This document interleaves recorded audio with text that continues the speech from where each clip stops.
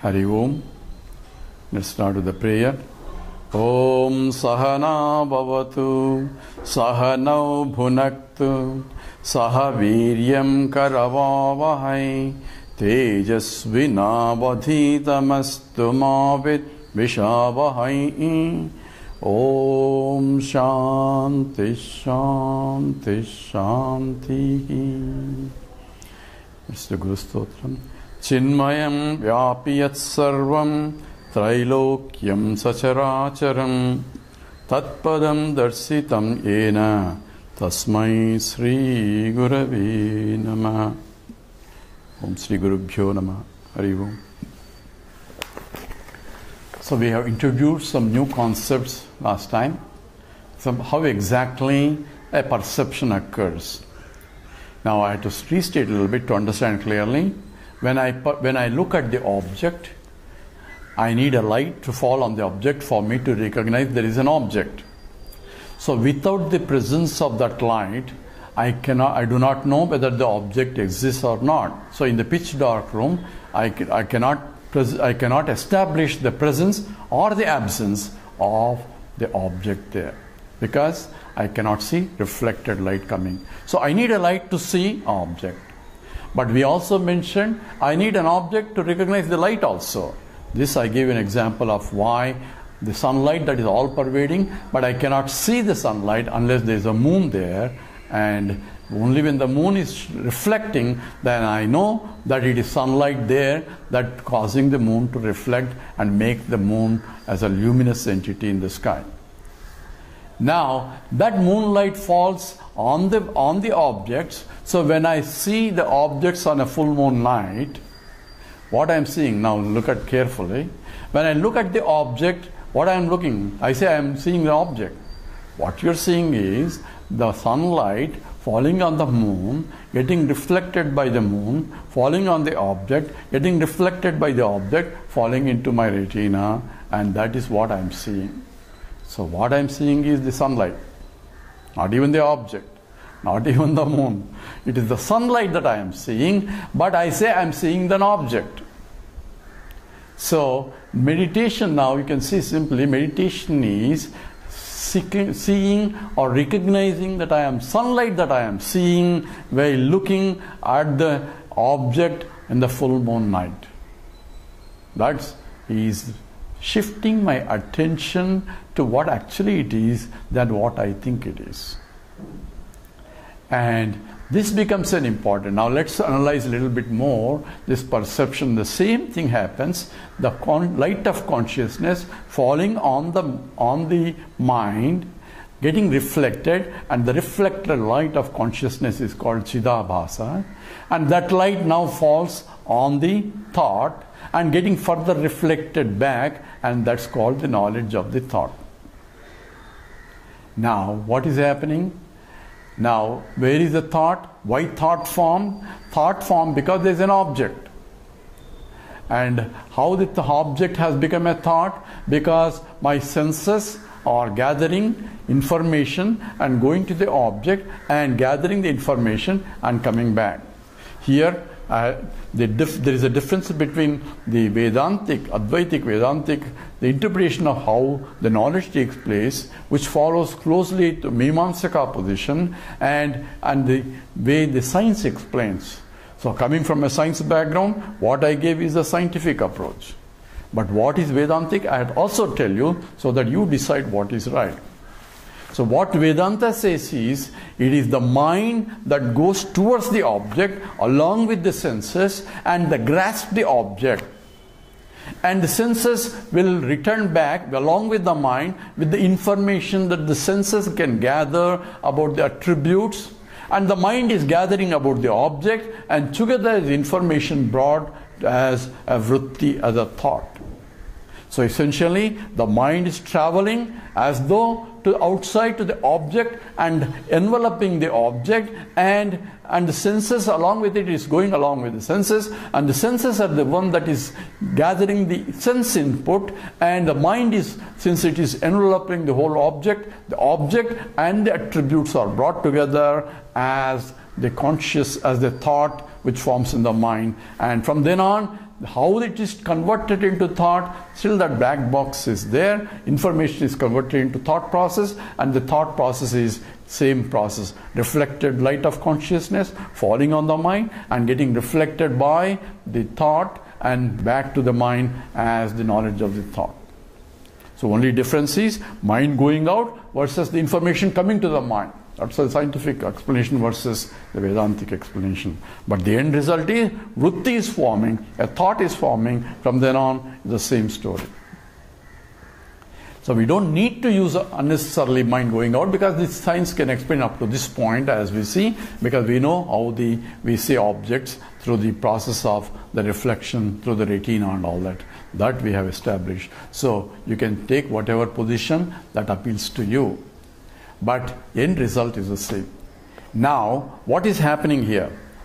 Let's go back to the whole thing. Pure Brahman, which is of the nature of existent consciousness, the existent thought, let me become many. So he became many. So he became many inert things. There we said that only the equipments, they do not have the subtle body, therefore they are only reflecting the existent part only, not the conscious part. So conscious, we don't see, they are all inert things. So in fact, every object is inert. Every thought is also inert. So what is happening? The existence expressed in the form of that object is now as though translated as the existence as the thought in my mind. Carefully.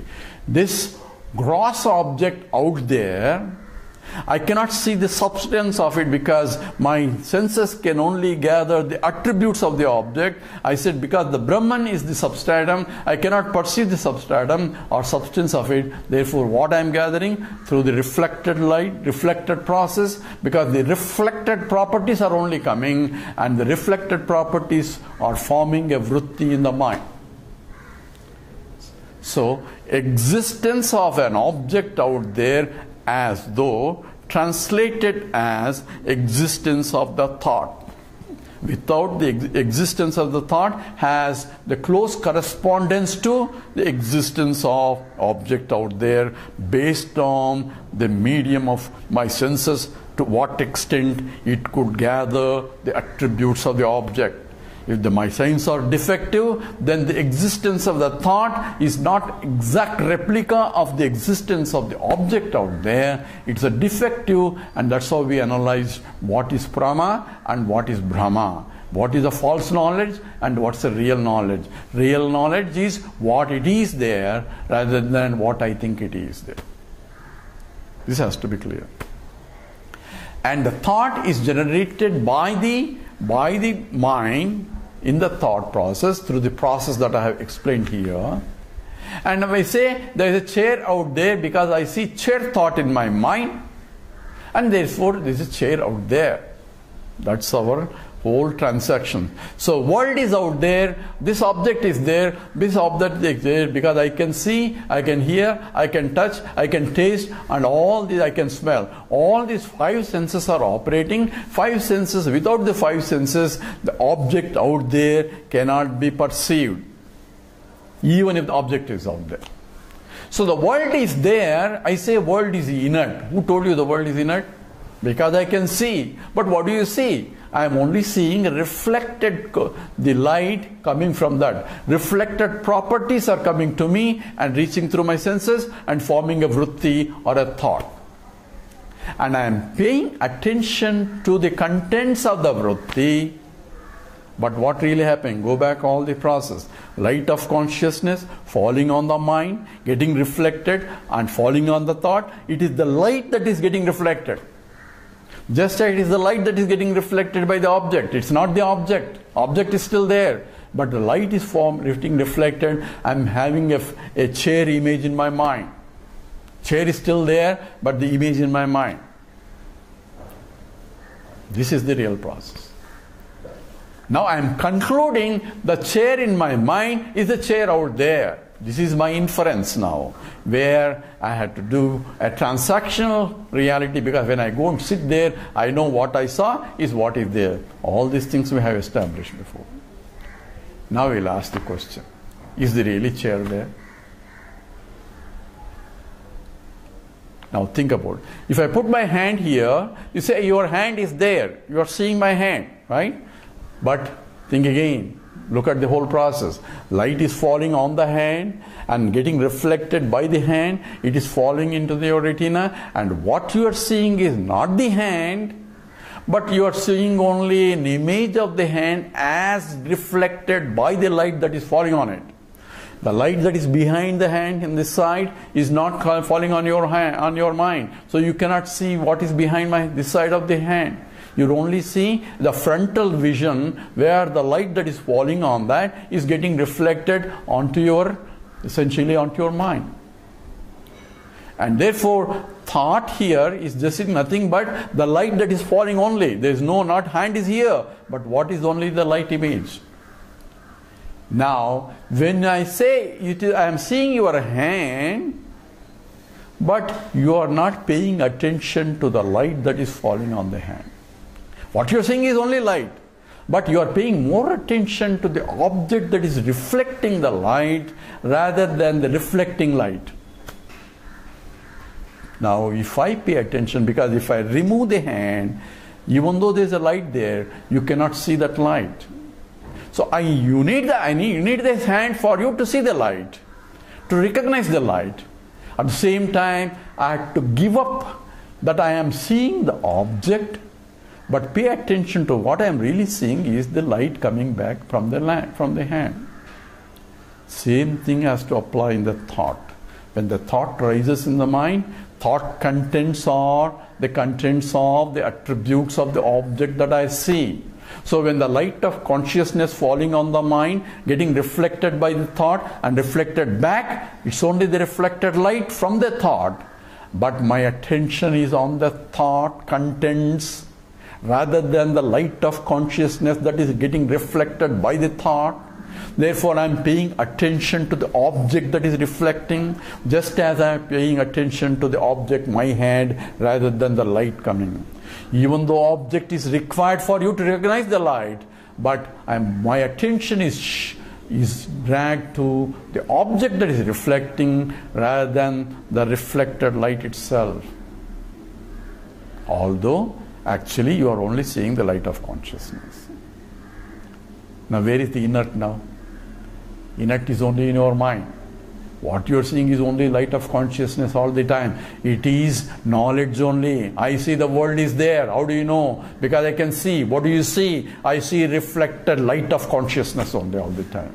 So every time I am only seeing the consciousness only coming back to me, when am I seeing the inert things? They are only media required for the reflection process. Now, is the world is real or world is not real? These are deeper questions now to ask. But now you understand, when the Vedanta says it's not this, neti neti, it's not the object, but it is that because of which object is seen. Yat chakshusha na pasyati, yena chakshumsi pasyati, tadeva brahma tvam viddhi, nedam yedidam upasate. That's what the Upanishad says. That which eyes cannot see, that because of which eyes can see. See, that eyes cannot see the light by itself. Light is there here, eyes cannot see, but I need the hand to reflect the light. But that, because of which I can see, but not the hand itself, but that is the light that is reflected. In the same way, it's not the thought that I am seeing. I am only seeing the reflected light of consciousness, initially getting reflected by the mind and then by the thought and back to the mind. It's always the light of consciousness, always, in every knowledge. When I say I know this, I know this, I know this, I am the knower. Who is the knower? That conscious entity. It's only the reflected consciousness because of which I know this, I know this, I know this. But I am not this, but that's because of which I know this. It's what scripture says is the Brahman. So I am the light of consciousness that is getting reflected. Not the reflecting medium. And the medium is either external objects or the thoughts in the mind. External objects all translated as those the thoughts in my mind. If the mind is not there, there is no external world for me. If the senses are not functioning, there is no external world. But I can keep thinking internally. But if the mind itself is not there, even the external world is gone. That's exactly what the state is in the deep sleep state. What is there is I am. But there is no reflecting medium for me to reflect, for me to recognize the presence of light. Even though I am light of consciousness, I am there all the time, including in deep sleep state, but I am not conscious of my own presence because the mind is required for me to recognize my own presence, just as the hand is required for recognize the presence of the light here. Hand is not bringing the light. Hand is not self-luminous. Hand is not bringing the light. But hand is required to reflect the light so that I can recognize the presence of the light even though it is there. Similarly, the mind is required and including thoughts are also required. So, meditation is not a thoughtless state, but it is in spite of the thought, I have to recognize it's not the thought, but this because of which thought is known. That is the light of consciousness that I am. That becomes the purified knowledge of it. So, pratibodha viditam matam, it is revealed in every knowledge, whatever knowledge, whether it's a worldly knowledge, any knowledge that you take, consciousness has to be there. So existence of the world is translated as the existence of the thoughts, and the existence of the thought is revealed by the consciousness that is falling on it, and it's consciousness that I am conscious of, and I say I am seeing this, I am seeing this, I am seeing this. So meditation is what now? In every thought, I am having the knowledge of the thought, being aware of that light of consciousness because of which I know the thought. That is constant meditation. It's not that I have to sit in one place and do meditate, because every knowledge that is taking place through all my five senses, consciousness has to come in. But if I understand the whole process and therefore shift my attention, it's not the object, it's not the thought. I need a thought, I need an object, but it's not the thought, it's not the object, it's because of which thought is known, the object is known, the world is known. Pratibodha viditam, it is, everything is known because of the light of consciousness that is all pervading. Now you see how Satchidananda, also giving reflections, is reflecting everything. It is reflecting externally as existence itself, which is translated as existence of the thought, and which is again joining with the consciousness that I am. As Sat part and Chit part as becoming together in the knowledge to take place. This is called perceptuality condition. Perceptuality condition is the existence of an object is translated as existence of the thought. Now consciousness that I am has to join with the existence of the thought for me to be conscious of the existence of the thought. Without me present, the existence of the thought cannot be established. Existence of the object cannot be established. So every object that I see in this world is, say, it is there, it is there. How do I know? Because I am conscious of the existence of the world. Without a consciousness present, the existence alone cannot be established. It becomes an indeterminate problem. All that's why science can never explain what is the source of the origin of the world, because he is trying to separate the consciousness, the investigator, from the investigated the world, as though world is a thing that needs to be investigated. Where does it come from? Separating as though consciousness is only a product of the world.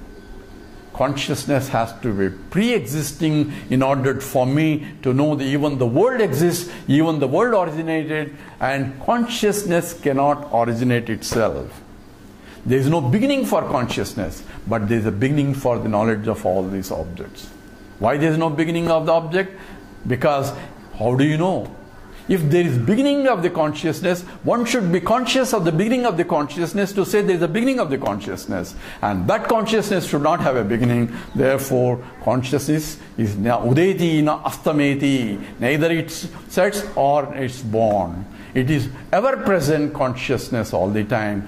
The medium may not be there, but it's there. But to recognize the presence of that consciousness, I need a medium. I need the mind. I need the thought process. But I need to redirect my mind properly. Therefore, Scripture says it's not a thoughtless state, it's not a mindless state, but I had to use the mind, use the thought, but inquire within. Tad vijñāsasva, tad brahmeti. Therefore, bhathato brahma jignasa. Inquire into the nature of that Brahman. That has to be investigated by proper analysis, and that's what is Vedanta is providing, and that's what this introduction to Vedanta is also. An inquiry into the nature of what is the nature of the world and what is the nature of this universe. But this understanding cannot happen unless the mind is pure, and how to purify the mind we will deal with from the next class on. Hari Om. Let's do the prayer. Om Purnamada Purnamidam Purnat Purnamudachyate Purnasya Purnamadaya Purnameva Vasishyate. Om Shanti Shanti Shanti. Harihi Om. Sri Gurubhyo Namaha. Harihi Om.